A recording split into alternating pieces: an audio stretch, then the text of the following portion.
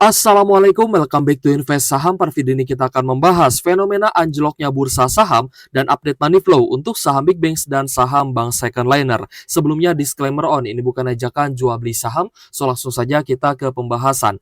Jadi IHSG hari ini anjlok dan ternyata bukan hanya IHSG saja yang mengalami koreksi dalam, tapi rata-rata bursa saham Asia juga kompak memerah guys ya.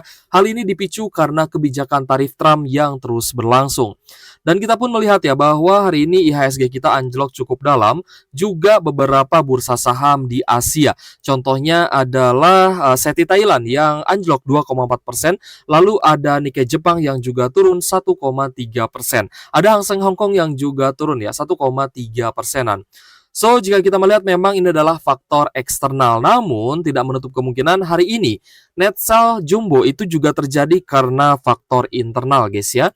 Jadi kita pun melihat bahwa kurs rupiah ini mengalami pelemahan kembali 0,5% hari ini, close di Rp16.342 per 1 USD-nya. Dan memang rata-rata US dollar ya bertengger di 16.300-an. Jadi kalau misal teman-teman melihat bahwa ada penguatan untuk rupiah, maka itu akan sekitar di 16.200 ya, atau Rp16.100 per 1 USD. Namun jika kembali melemah, biasanya akan naik ke 16.300 sampai 16.400 rupiah per 1 USD-nya.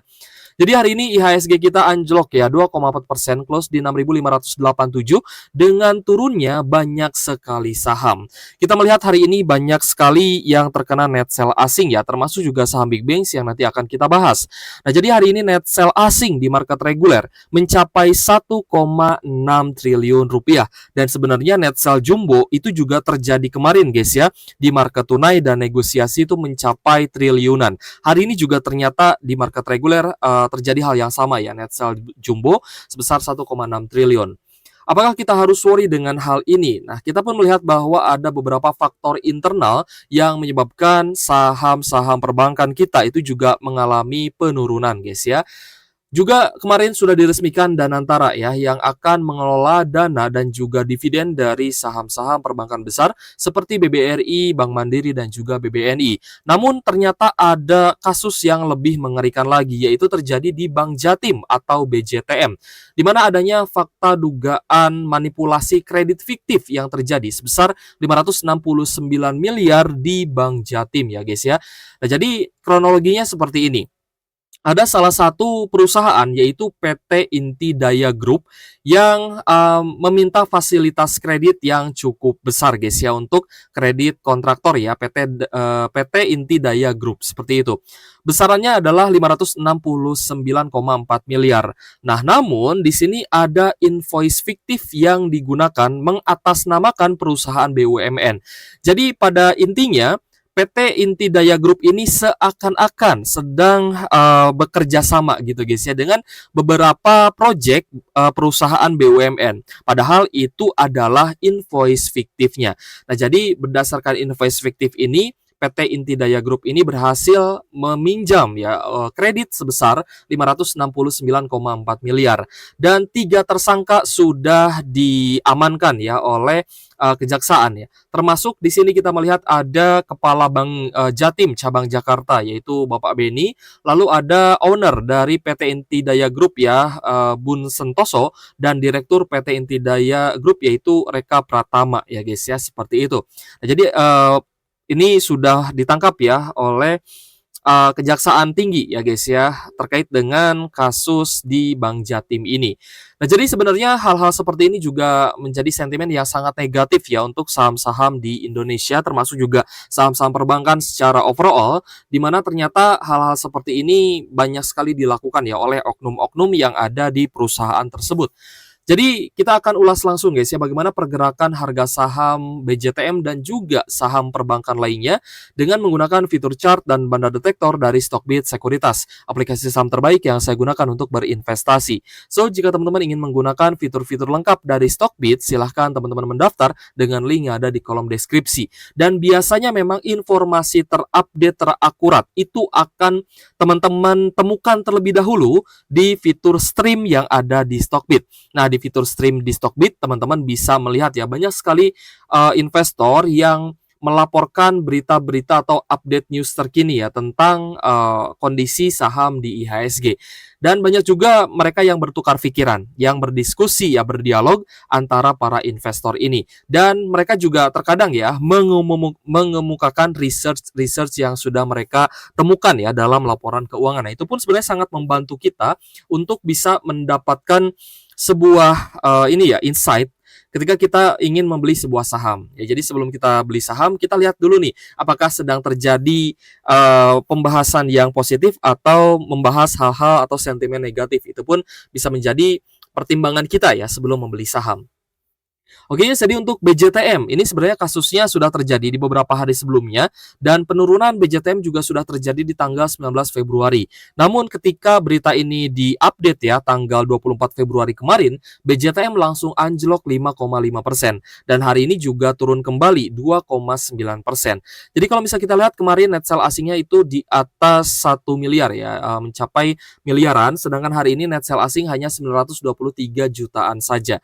Jadi hari ini kita melihat bahwa investor asingnya kembali net sell atau distribusi besar, sedangkan domestik ya kita lihat ada akumulasi. Jadi hari ini memang cukup netral ya atau berimbang nih antara akumulasi dari domestik dan distribusi dari investor asing.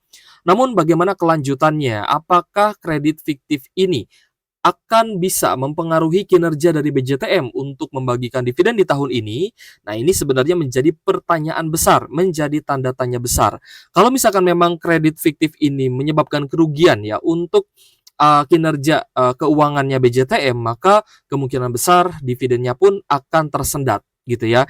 Ada potensi tidak bagi dividen kalau misalkan memang itu cukup merugikan untuk pihak Bank Jatim. Jadi teman-teman juga saya rasa sudah banyak ya yang menjual BJTM, dan kita lihat memang price action-nya pun kembali lagi ke zona supportnya di 500. Padahal di beberapa waktu sebelumnya BJTM sempat menunjukkan tanda-tanda bullish reversal dan kembali rebound, bahkan mencapai harga Rp585 per sahamnya. Seperti itu guys. So, untuk BJTM dan juga saham-saham lainnya ya yang ada di IHSG, teman-teman kalau misalkan memang sudah cuan dari adanya technical rebound ya, dan terlihat adanya tanda-tanda pelemahan kembali ya, teman-teman harus secepatnya merealisasikan profit ya, karena kita lihat memang kondisi bursa saham ya dan juga IHSG ini sedang banyak dipengaruhi oleh faktor eksternal seperti kebijakan tarif Trump yang mulai diberlakukan, dan pastinya harga barang-barang impor di Amerika Serikat ini akan sangat mahal dan juga menekan daya beli di Amerika Serikat sana juga akan sangat merugikan banyak negara. Seperti itu guys ya. So, memang faktor eksternal ini juga menyebabkan banyak sekali saham anjlok. Jadi tetap ya, saya ke teman-teman ini selalu menghimbau bahwa kalau misal teman-teman sudah buy on weakness dan sudah ada tanda kenaikan lagi atau technical rebound, untuk jangka pendek ini teman-teman consider untuk take profit ya jika ternyata ada distribusi besar atau dia gagal untuk naik lagi. Karena itu hanya akan menjadi area lower high saja dan malah berpotensi bisa turun lebih dalam lagi, mencatatkan area lower low. Nah, ini yang harus teman-teman pahami. Apalagi jika level supportnya ternyata ditembus atau breakdown di bawah level support. Selanjutnya adalah BJBR ya guys ya, dimana BJBR ini juga ya kita lihat sudah jebol di beberapa level supportnya. Support 1 di 915 ini sudah tertembus, lalu support 2 di 880 juga sudah tertembus, dan support 3 di 860 juga sudah tertembus. Ya, ini menuju ke 840-an ya ke support keempatnya. So, kita melihat bahwa BJBR hari ini juga anjlok lagi 2,3%, close di Rp850 per saham, dan kita lihat ada distribusi yang cukup besar terutama dari asing. Jadi asing hari ini net sell 2,3 miliar untuk BJBR. Meskipun kalau misalkan teman-teman hitung ya, berdasarkan dividen payout ratio dari masing-masing perbankan di IHSG yang memang harganya sedang jatuh, karena harganya sedang di bawah, maka potensi dividen yield-nya itu akan sangat tinggi. Ya, karena harganya di bawah, jadi dividen yield-nya pasti akan tinggi jika DPR-nya sama dengan tahun sebelumnya. Gitu guys ya. So, ini sebenarnya bisa menjadi peluang untuk teman-teman bisa mendapatkan dividen lebih besar, tapi juga harus berhati-hati karena kita melihat memang faktor eksternal ya dari kebijakan tarif Trump atau menguatnya dolar untuk pelemahan rupiah, maka Jika hal ini terjadi, ya saham teman-teman pun berpotensi akan turun. Jadi teman-teman juga harus memahami, kenapa saham saya turun? Kenapa saham yang kita pegang turun? Itu teman-teman harus paham. Faktornya seperti apa? Apakah faktor fundamental atau faktor eksternal dari geopolitik dan ekonomi global, atau memang ada kasus-kasus internal seperti BJTM tadi? So untuk BJBR saya rasa lebih baik wait and see ya, karena belum terlalu menarik. Ini masih di zona downtrend dan semakin menjauhi level moving average-nya. Jadi ini cukup berbahaya jika teman-teman tangkap pisau jatuh. Selanjutnya kita bahas juga BBRI ya. Untuk BBRI hari ini terkoreksi 3%, close di Rp3.800 per saham. Ingat guys, di 3.800 adalah zona yang cukup krusial. Kenapa? Karena ini adalah level support kuatnya. Jika BBRI ternyata besok turun lebih dalam lagi di bawah 3.800 tanpa adanya pantulan, maka itu artinya patah tren. Ini artinya BBRI jebol support di bawah 3.800 dan akan mencatatkan area lower low dan bahkan lanjut turun lebih dalam lagi.